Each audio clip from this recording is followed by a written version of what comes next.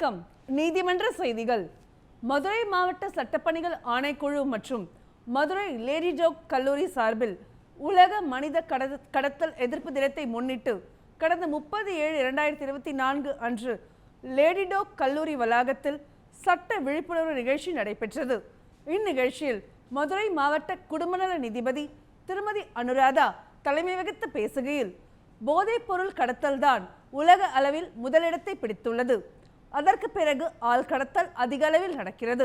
இதற்கு கல்வி அறிவின்மையும் வறுமையும் தான் முக்கிய காரணம். ஆள் கடத்தல் என்பது பல்வேறு வயதினரும் வெவ்வேறு காரணங்களுக்காக கடத்தப்படுகின்றனர். பச்சிளம் குழந்தையை கடத்தி விற்கின்றனர். சிறுவர் சிறுமிகளை கடத்தி பிச்சை எடுக்க வைக்கின்றனர். இதேபோல் பாலியல் ரீதியிலும் கடத்தல் சம்பவங்கள் நடக்கின்றன. பாலியல் ரீதியான கடத்தல் தான் அதிக அளவில் நடக்கிறது. நம் நாட்டில் குஜராத், ராஜஸ்தான், மேற்கு வங்காளம் உள்ளிட்ட மாநிலங்களில்தான் ஆள் கடத்தல் அதிகளவில் நடக்கிறது. எனவே இளம் பெண்களாகிய உங்களுக்கோ அக்கம் பக்கத்தில் இருக்கும் பெண்களுக்கோ ஏதாவது பாலியல் ரீதியிலான சம்பவங்கள் நடக்கும்போது உடனடியாக காவல்துறைக்கோ அல்லது நம்பிக்கையானவர்களிடமோ தைரியமாக தெரிவிக்க வேண்டும். இதன் மூலம் குற்ற சம்பவங்களை தடுக்க முடியும். அக்கம் பக்கத்தில் நடக்கும் நிகழ்வுகளை உன்னிப்பாக கவனிக்க வேண்டும். அப்போதுதான் நாம் விழிப்புணர்வுடன் குற்ற சம்பவங்களை இருந்து தவிர்க்கலாம் என்று பேசினார். ஆள்கடத்தல் தடுப்பு பிரிவு காவல்துறை ஆய்வாளர் திருமதி ஹேமமாலா பேசுகையில், மாணவிகள் அனைவரும் காவலன் செயலியை தங்களது செல்போன்களில் பதிவிறக்கம் செய்து பயன்படுத்த வேண்டும் என்று பேசினார். இந்நிகழ்ச்சியில் மாவட்ட சட்டப்பணிகள் ஆணைக்குழுவின் செயலாளரும் சார்பு நீதிபதியுமான திரு ராஜமகேஷ், ஒன் ஸ்டாப் மையத்தின் நிர்வாகி டயானா, சிறார் உதவி மையத்தின் அலுவலர் ஸ்ரீதர், கல்லூரியின் பேராசிரியர்கள், வழக்கறிஞர்கள் மற்றும் கல்லூரி மாணவர்கள் உட்பட பலர் கலந்து கொண்டனர். பாதிக்கப்பட்ட நபர்கள் உரிய விதமாக சட்டத்தின் வழியை நாடும்போது அவர்களுக்கு தீர்வு கிடைக்கும் என்பதை உறுதிப்படுத்தும் விதமாக சென்னை உயர்நீதிமன்ற மதுரை அமர்வு சமீபத்திய தீர்ப்பு அமைந்துள்ளது. ஏற்பில்லாத நிபந்தனைகளை விதித்து வங்கி கடன் வழங்க மறுக்க முடியாது என்பதை தெளிவுபடுத்தும் விதமாக சென்னை உயர்நீதிமன்ற மதுரை அமர்வு சமீபத்தில் அளித்த தீர்ப்பின் மூலம் மாண்புமிகு நீதியரசர் திரு கே முரளிசங்கர் அவர்கள் தெளிவுபடுத்தி உள்ளார். இயற்கை மருத்துவம் பயிலக்கூடிய மாணவி ஒருவர் தனது கல்வி கடனுக்காக பொதுத்துறை வங்கியில் வங்கி கடன் வேண்டி 2020 விண்ணப்பித்திருந்தார். மேற்படி வங்கிக்கு எதிராக வங்கி கடன் கொடுப்பதில் சரிவர நடந்து கொள்ளவில்லை என்பதை ஆட்சேபித்து ஒரு தொண்டு நிறுவனத்தின் சார்பாக சுவரொட்டிகள் ஒட்டப்பட்டு போராட்டம் நடத்தப்பட்டதாகவும், மேற்படி போராட்டம் நடத்திய தொண்டு நிறுவனத்தில் வங்கி கடனுக்காக விண்ணப்பித்திருந்த இயற்கை மருத்துவ மாணவியின் தகப்பனாரும் சேர்ந்து பணியாற்றியதாக சொல்லி, மேற்படி மாணவி குறிப்பிட்டு மன்னிப்பு கேட்டால் மட்டுமே வங்கி கடன் வழங்கப்படும் என வங்கி கடன் வழங்குவதில் முன்பாக நிபந்தனை விதித்து வங்கிக்கு எதிராக மேற்படி மாணவியானவர் நிபந்தனையை நீக்கரவு செய்ய வேண்டி நீதி பேராணை மனுவை சென்னை உயர்நீதிமன்ற மதுரை அமர்வில் தாக்கல் செய்துள்ளார்.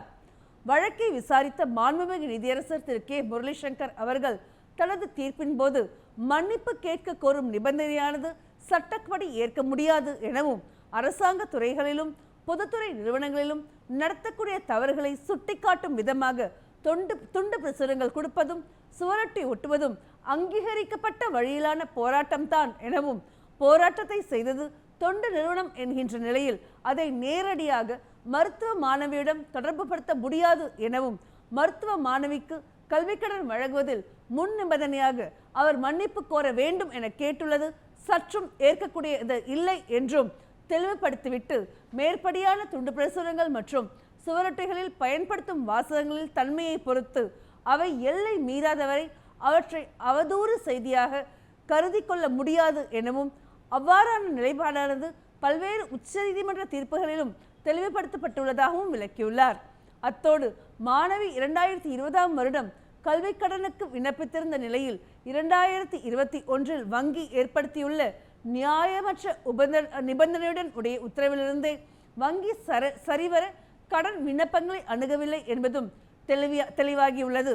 மருத்துவ கல்வி மாணவிக்கு கல்வி கடன் வழங்குவதில் வங்கி விதித்துள்ள நிபந்தனை செல்லாது என தெளிவுபடுத்தி நிபந்தனையை நீக்கரவு செய்து தனது தீர்ப்பினை நீதியரசர் அவர்கள் வழங்கியுள்ளார்.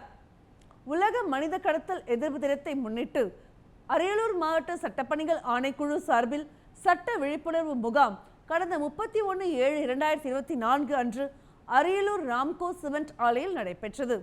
இம்முகாமில் மாவட்ட சட்டப்பணிகள் ஆணைக்குழுவின் செயலாளரும் தலைமை குற்றவியல் நீதித்துறை நடுவருமான திருமதி MS மணிமேகலை தலைமை வகித்து பேசுகையில், வணிக நோக்கத்திற்காகவும் கொத்தடிமையாக வேலை செய்வதற்கும் மனிதர்கள் கடத்தப்பட்டு வருகின்றனர். மனிதர்களை கடத்துவது இந்திய அரசியலமைப்பு சட்டத்தில் தடை செய்யப்பட்டுள்ளது. மனித கடத்தல் நடப்பது தெரியவந்தால் அருகிலுள்ள காவல் நிலையங்களிலோ அல்லது சட்டப்பணிகள் ஆணைக்குழுவிலோ புகார் தெரிவிக்கலாம். அவர்களை மீட்டு மறுவாழ்வுக்கு தேவையான அனைத்து உதவிகளையும் சட்டப்பணிகள் ஆணைக்குழு மேற்கொள்ளும். மேலும் நாடு முழுவதும் புலம்பெயர்ந்த தொழிலாளர்கள் தொடர்ந்து எதிர்கொள்ளும் பல உண்மையான பிரச்சனைகள் உள்ளன. புலம்பெயர்ந்த தொழிலாளர்கள் பற்றிய முறையான தகவல் பரிமாற்றத்தில் மாநிலங்களுக்கு இடையே போதிய ஒருங்கிணைப்பு இல்லை. புலம்பெயர்ந்த தொழிலாளர்கள் தங்களுக்கு ஏதேனும் பிரச்சனை ஏற்பட்டால் அது குறித்து சட்ட உதவி மற்றும் ஆலோசனையை பெற சட்டப்பணிகள் ஆணைக்குழுவை உடனடியாக தொடர்பு கொள்ளலாம் அல்லது 1510 என்ற தேசிய சட்டப்பணிகள் ஆணைக்குழு உதவி எண்ணிலும் சட்ட ஆலோசனை பெறலாம் எனவும் பேசினார்.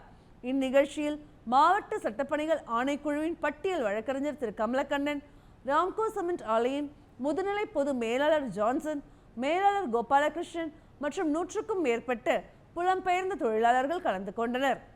தேசிய சட்டப்பணிகள் ஆணைக்குழுவின் உத்தரவின்படியும் தமிழ்நாடு மாநில சட்டப்பணிகள் ஆணைக்குழுவின் வழிகாட்டுதலின்படியும் மாவட்ட மற்றும் தாலுகா அளவில் உள்ள நீதிமன்றங்கள் முதல் உயர்நீதிமன்றம் வரை உள்ள சட்டப்பணிகள் ஆணைக்குழுக்கள் சார்பில் தேசிய மக்கள் நீதிமன்றம் வருகின்ற 14/9/2024 அன்று நடைபெற உள்ளது.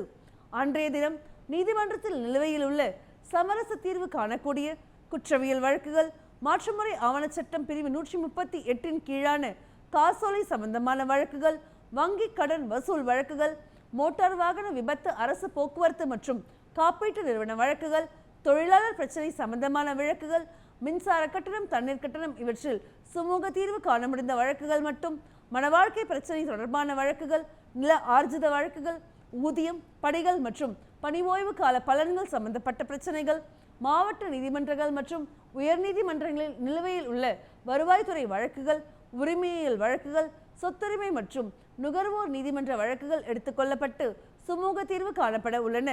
நீதிமன்றத்தில் வழக்காக தாக்கல் செய்யும் முன்னர் சமரசம் செய்து கொள்ளக்கூடிய பிரச்சனைகளான ப்ரீ லிட்டிகேஷன் கேசஸ், காசோலை சம்பந்தமான பிரச்சனைகள், வங்கி கடன் வசூல் பிரச்சனைகள், மின்சார கட்டணம், தண்ணீர் கட்டணம் உள்ளிட்ட பிரச்சனைகள் எடுத்துக்கொள்ளப்பட்டு சுமூக தீர்வு காணப்பட உள்ளன. இந்த அமைப்புகளின் மூலம் தீர்த்து வைக்கப்படுகின்ற வழக்குகள் அந்த அமைப்புகளிலேயே முற்று பெற்று விடுகின்றன. சிவில் வழக்குகளில் நீதிமன்றத்தில் ஏற்கனவே செலுத்தப்பட்டுள்ள நீதிமன்ற கட்டணத்தை திரும்ப பெறும் வசதியும் உள்ளது. வழக்குகளில் தீர்வு கண்டவுடன் அதற்கான தீர்வு நகல் உடனே வழங்கப்படும். மேற்படி தீர்வுகளை எதிர்த்து மேல்முறையீடு என்பது இல்லை. மனம் ஒருப்பித்து ஏற்படுகின்ற இந்த தீர்வுகளை பொறுத்தவரை இரு தரப்பில் எவருக்கும் வெற்றி தோல்வி என்பதில்லை. இத்தீர்வானது ஒரு நீதிமன்றம் பிறப்பிக்கின்ற தீர்ப்பாணைக்கு ஒப்பாகும். மக்கள் நீதிமன்றத்தில் வழக்காளர்களுக்கு செலவின்றி விரைவாக நீதி கிடைக்க வழிவகை செய்யப்படும். நீதிமன்றத்தில் நிலுவையில் இல்லாத பிரச்சனைகளாக இருந்தாலும் அவற்றையும் மக்கள் நீதிமன்றம் வாயிலாக விசாரித்து நிரந்தர தீர்வு காணப்படும். எனவே பொதுமக்களும் வழக்காடிகளும் வருகின்ற 14/9/2024 அன்று தமிழ்நாடு முழுவதும் நடைபெற உள்ள தேசிய மக்கள் நீதிமன்றத்தில் கலந்து கொண்டு பயன்பெறுமாறு தமிழ்நாடு மாநில சட்டப்பணிகள் ஆணைக்குழு சார்பாக கேட்டுக்கொள்ளப்படுகிறது. கடலூர் மாவட்டம் நெய்வேலி வட்ட சட்ட பணிக்குழு சார்பில் உலக மனித கடத்தல் எதிர்ப்பு தினத்தை முன்னிட்டு கடந்த 31/7/2024 அன்று நெய்வேலி மந்தாரக்குப்பத்தில் உள்ள அரசினர் மேல்நிலைப்பள்ளியில் சட்ட விழிப்புணர்வு முகாம் நடைபெற்றது. இம்முகாமில் வட்ட சட்ட பணிகள் குழுவின் பட்டியல் வழக்கறிஞர் திரு பிரியதர்ஷன் கலந்து கொண்டு மனித கடத்தலுக்கு எதிரான சட்டங்கள் குறித்தும் சட்டப்பணிகள் ஆணைக்குழுவின் செயல்பாடுகள் குறித்தும் விளக்கி பேசினார். இந்நிகழ்ச்சியில் பள்ளியின் தலைமை ஆசிரியர், ஆசிரியர்கள், மாணவ மாணவிகள் உட்பட பலர் கலந்து கொண்டனர். இத்துடன் நீதிமன்ற செய்திகள் நிறைவடைகிறது. நன்றி, வணக்கம்.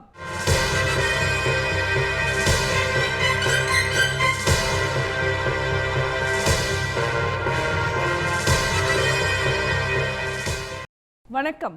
சட்ட தகவல்கள். உலகத்தில் உள்ள அனைத்து வாகனங்களில் இந்தியாவில் உள்ளது 1% மட்டுமே. ஆனால் உலகளவில் உள்ள விபத்துகளில் இந்தியாவில் 15% நடக்கின்றன. இதில் தமிழகம் முதலிடம் என்பதால் நாம் உடனே தீர்வு காண்பது அவசியமாகிறது. சாலைகளில் பயணம் செய்ய ஓட்டுநரின் உரிமம், வாகனத்தை சரியாக பதிவு செய்து போதிய காப்பீடு செலுத்தி வாகனத்தை சீரான ஓடும் நிலையில் வைத்திருப்பது போன்றவை அடிப்படை. இந்தியாவில் உள்ள வாகனங்களில் சுமார் 20% மட்டுமே போதிய காப்பீடு வைத்து பயணம் மேற்கொள்ளப்படுகின்றன. இதனாலேயே விபத்துகள் நிகழும்போது பாதிக்கப்பட்டோருக்கு நஷ்டஈடு அவர்களால் பெற முடியாமல் தவிப்புக்கு உள்ளாகின்றனர். இன்றைய சட்ட தகவல் நிகழ்ச்சியில் மோட்டார் வாகன சட்டம் 1988 மற்றும் திருத்த சட்டம் 2022 பற்றி விரிவாக காண்போம். இந்த சட்டம் மோட்டார் வாகன சட்டம் என்று அழைக்கப்படும். இது இந்தியா முழுமைக்கும் பொருந்தக்கூடியதாகும்.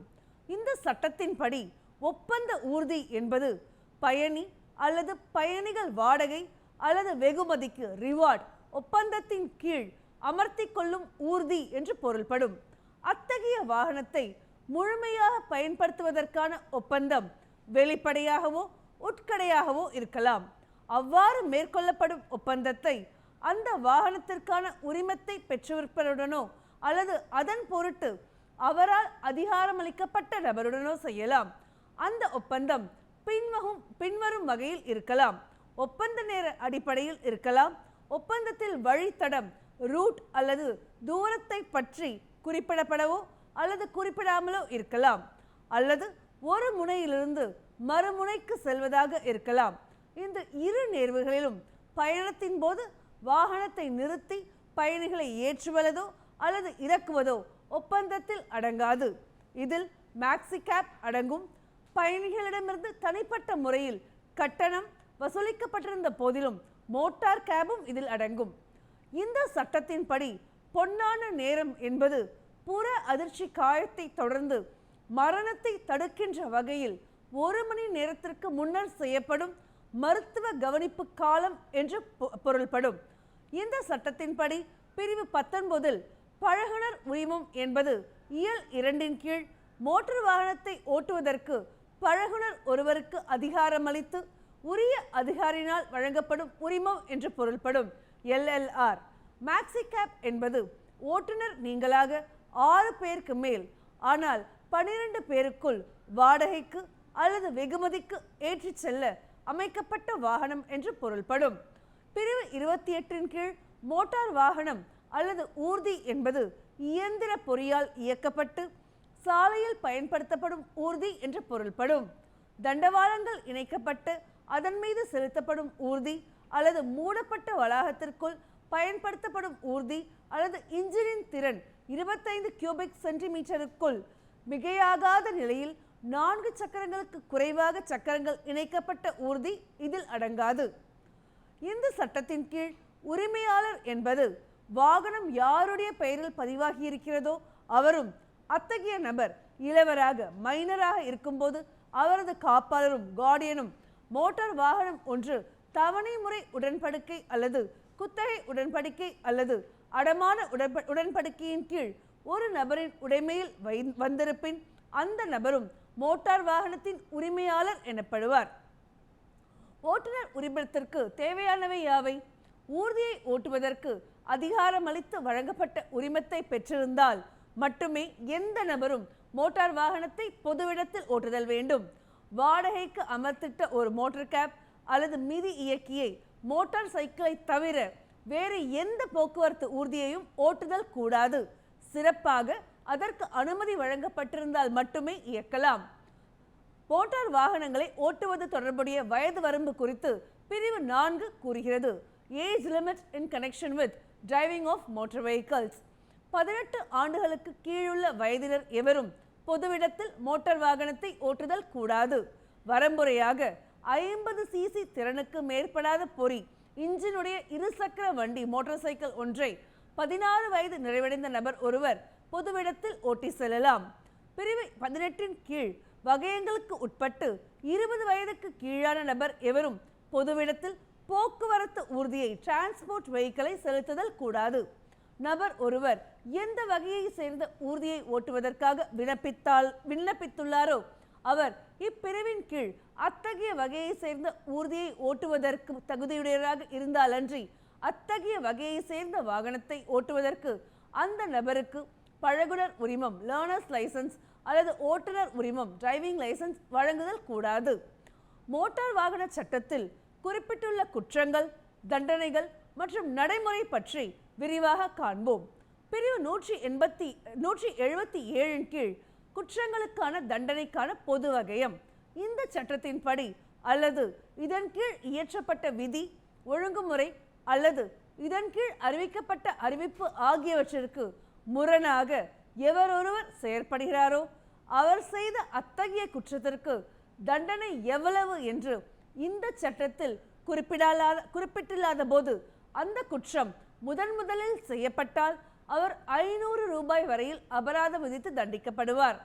அதே குற்றத்தை அவர் 2வது முறை அல்லது 3வது முறையாக செய்தால் அவர் 1500 ரூபாய் வரையில் அபராதம் விதித்து தண்டிக்கப்படுவார். பிரிவு 178 கீழ் பேருந்தில் அனுமதி சீட்டு அல்லது பயணச்சீட்டு இல்லாமல் பயணம் செய்தலுக்கான தண்டனை. பேருந்தில் பயணம் செய்கின்றவர்கள் அனுமதி சீட்டு அல்லது பயணச்சீட்டை தன்னிடத்தில் வைத்திருத்தல் வேண்டும். அவைகளை பரிசோதனை செய்ய வேண்டும் போது அல்லது கீழே இறங்கும் போது வேண்டும் போது காண்பிக்கவோ அல்லது கொடுக்கவோ வேண்டும். அவ்வாறு கொடுக்க தவறும் நபர் ஒருவர் 500 ரூபாய் வரையில் அபராதம் விதித்து தண்டிக்கப்படுவார். விளக்கம்: இந்த பிரிவில் அனுமதி சீட்டு அல்லது பயணச்சீட்டு என குறிக்கப்பெறுவது பிரிவு 124 குறிப்பிட்டுள்ள அதே பொருளை கொண்டிருக்கும். பிரிவு 124 அனுமதி சீட்டு என்பது நிறுத்தத்தில் நின்று செல்லும் ஊர்தி ஒன்றில் நபர் ஒருவரை அலுவல் காரணமாக, சிறப்புரிமை அல்லது வழக்காறு காரணமாக பயணம் செய்ய அனுமதித்து இலவசமாக வழங்கப்படும் சீட்டு அனுமதி சீட்டு என்று பொருள்படும். இதில் நிறுத்தத்தில் நின்று செல்லும் ஊர்தியில் குறிப்பிட்ட காலத்திற்கு பயணம் வைப்பதற்கு தொகையை பெற்றுக்கொண்டு கொடுக்கப்படும் அனுமதி சீட்டும் உள்ளடங்கும். நிறுத்தத்தில் நின்று செல்லும் பேருந்தில் நடத்துனர் அல்லது அந்த பேருந்தின் ஓட்டுநர் அந்த பேருந்தில் நடத்துனர் பணியை மேற்கொண்டிருக்கும் போது அவரது பணி பின்வருமாறு இருக்கும். பேருந்தில் பயணம் வைக்கும் நபர் ஒருவர் பயண கட்டணத்தை செலுத்தும் போது அவருக்கு பயணச்சீட்டை வழங்குதல் வேண்டும். அதனை அவர் வேண்டுமென்றே அல்லது கவனக்குறைவாக வாங்க மறுத்தாலோ அல்லது ஏற்றுக்கொள்ள மறுத்தாலோ, பயணச்சீட்டை கொடுக்க தவறினாலோ அல்லது கொடுக்க மறுத்தாலோ அல்லது செல்லுபடியாகாத பயணச்சீட்டை கொடுத்தாலோ அல்லது குறைந்த மதிப்புள்ள பயணச்சீட்டை கொடுத்தாலோ அல்லது வேண்டுமென்றே அல்லது கவனக்குறைவாக அனுமதி சீட்டை அல்லது பயணச்சீட்டை பரிசோதிக்க தவறினாலோ அல்லது மறுத்தாலோ அவர் 500 ரூபாய் வரையில் அபராதம் விதித்து தண்டிக்கப்படுவார்.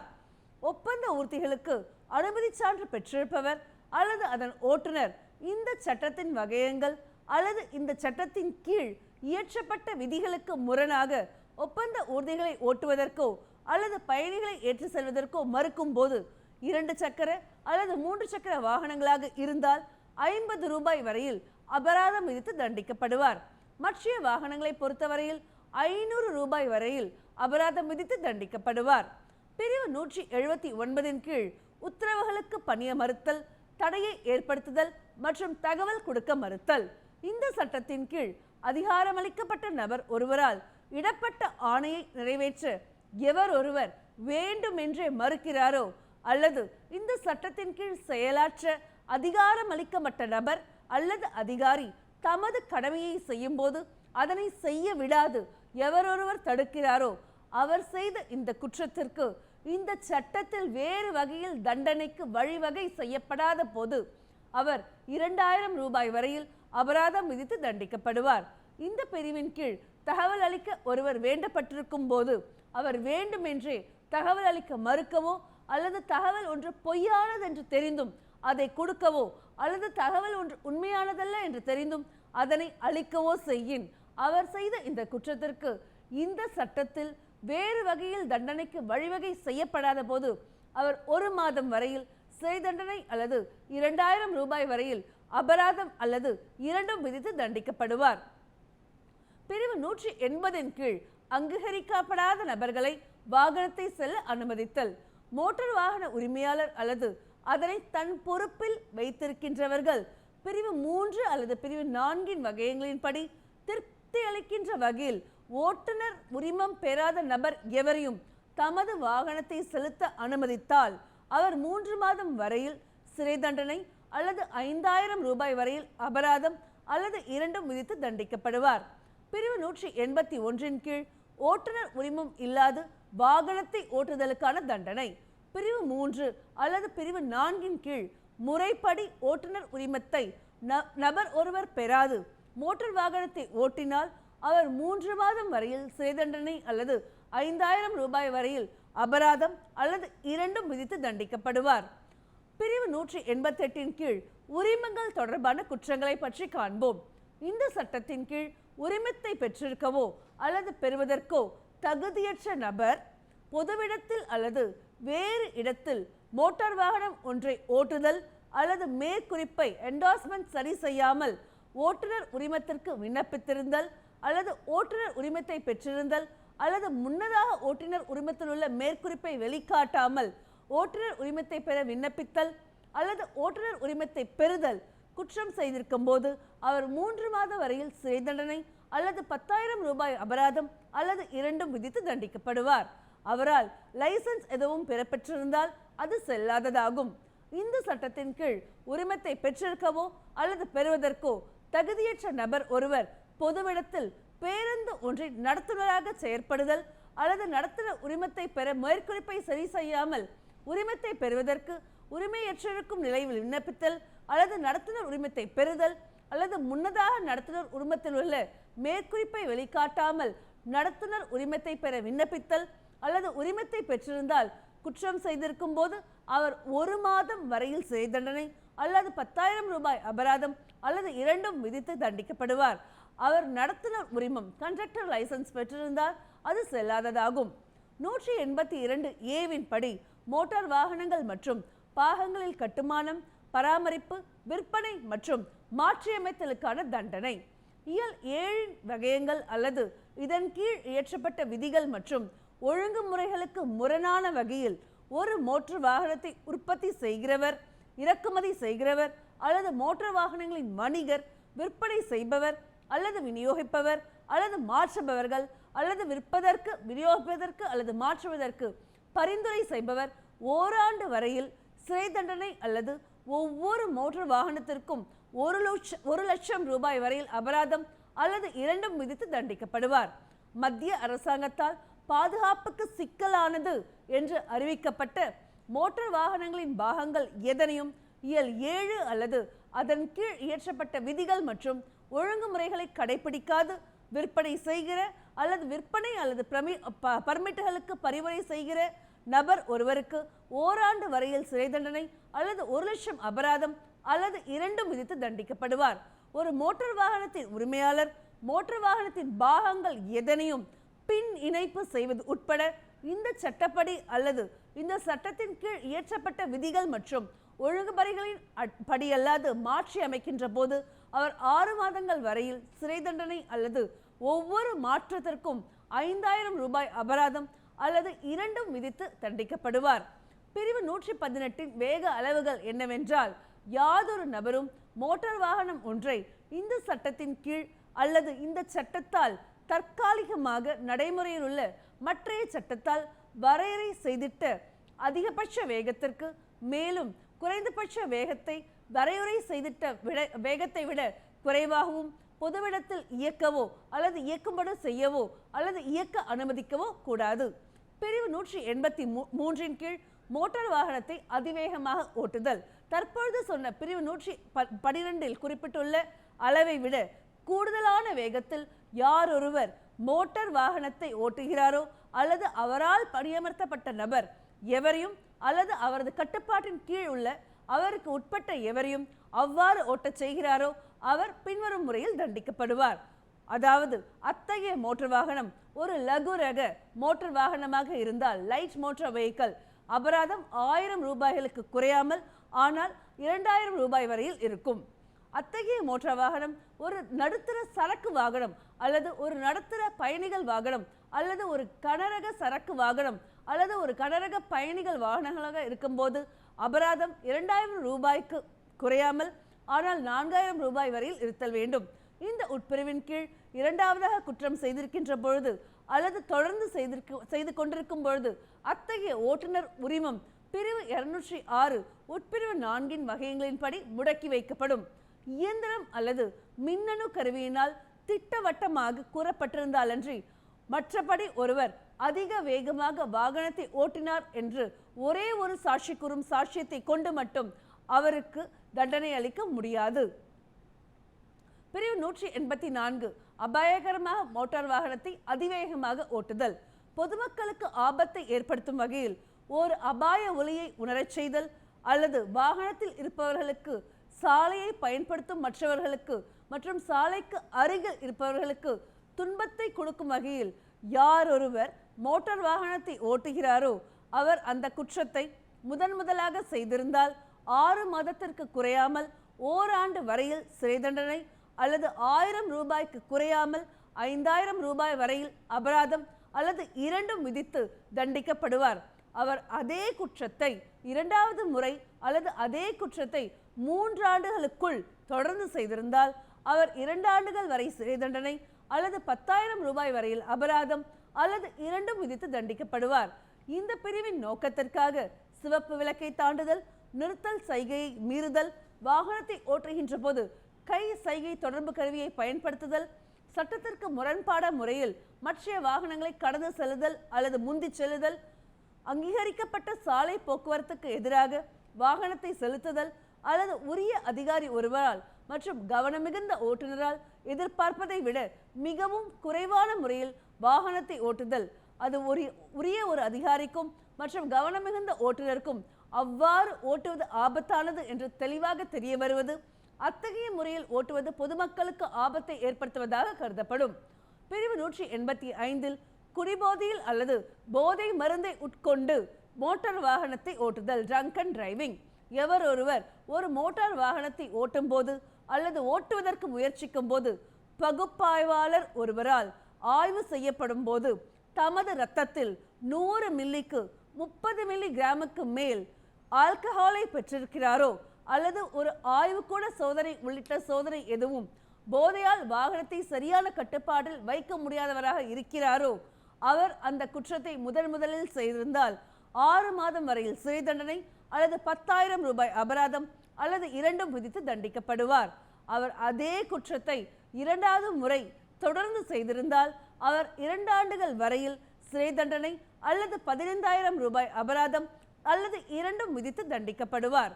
இந்த பிரிவின் நோக்கங்களுக்காக போதை மருந்து என்பது ஆல்கஹால், இயற்கையானது அல்லது கூட்டிணைப்பு முறை அல்லது இயற்கையான பொருள் அல்லது உப்பு அல்லாத போதை மருந்து எதுவும் என்று பொருள்படும் அல்லது இந்த சட்டத்தின் கீழ் மத்திய அரசாங்கத்தால் அறிவிக்கப்பட்ட அத்தகைய பொருளை தயாரிப்பதற்கானதாகும்.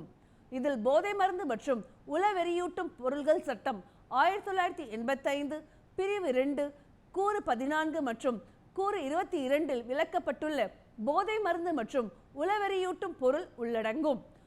நேயர்களே, சட்டம் சம்பந்தமான கேள்விகளை அனுப்ப வேண்டிய முகவரி: உறுப்பினர் செயலாளர், தமிழ்நாடு மாநில சட்டப்பணிகள் ஆணைக்குழு, வடக்கு கோட்டை சாலை, மெட்ராஸ் உயர்நீதிமன்ற வளாகம், சென்னை 600104.